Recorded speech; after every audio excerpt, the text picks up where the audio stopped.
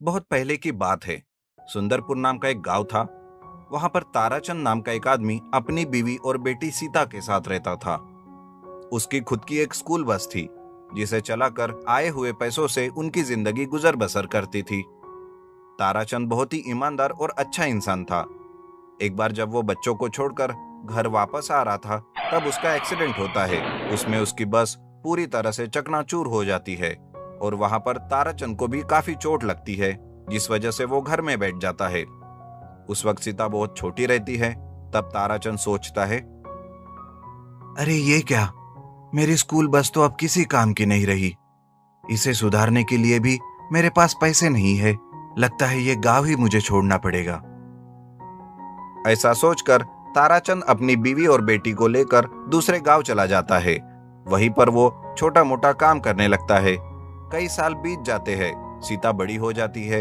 एक बार जब उसका इंटरव्यू रहता है, तब वो अपने पिताजी से कहती है, माँ पिताजी, मुझे आशीर्वाद दो कि मैं इंटरव्यू पास कर लूं और नौकरी मुझे ही मिले। माँ पिताजी उसे आशीर्वाद देते हैं। सीता बस स्टॉप पर बस की राह देखती रहती है, लेकिन कोई भी बस नहीं आती और न ही दूसरा कोई उसे वाहन मिलता है। बहुत देर हो जाने की वजह से वो वापस आ जाती है और अपने माँ बाबूजी को सारी बात बताती है। माँ, मैं नौकरी करके आप सबकी देखभाल करना चाहती हूँ। मैं आपकी बेटी नहीं बल्कि बेटा बनना चाहती हूँ। लेकिन अब क्या करूँ, कुछ समझ नहीं आ रहा है माँ। तभी उसकी बात सुनकर उसके पिताजी उसे कहते हैं, बेटा, नौकरी नहीं मिली तो क्या हुआ? आज मैं तुझे एक बात बताता हूँ।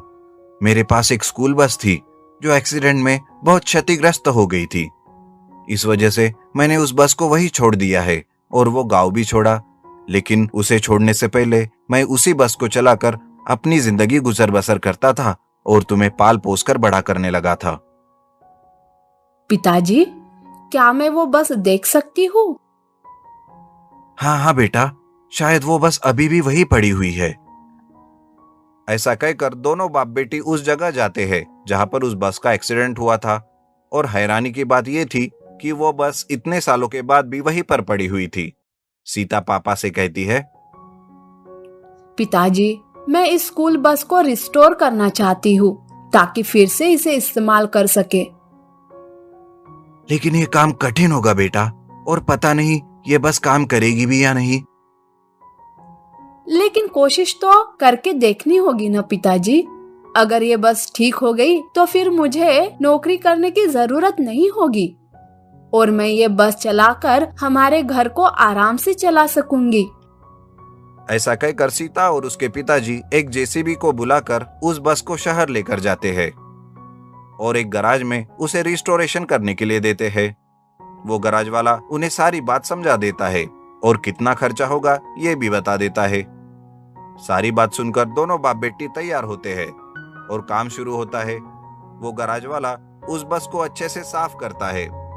सालों से चढ़ा हुआ उसका जंग वो निकालता है और उसे अच्छे से पेंट भी करता है। उसके बिगड़े हुए पार्ट्स को वो बदल देता है और इस तरह से कुछ ही दिनों में वो बस फिर से तैयार होती है।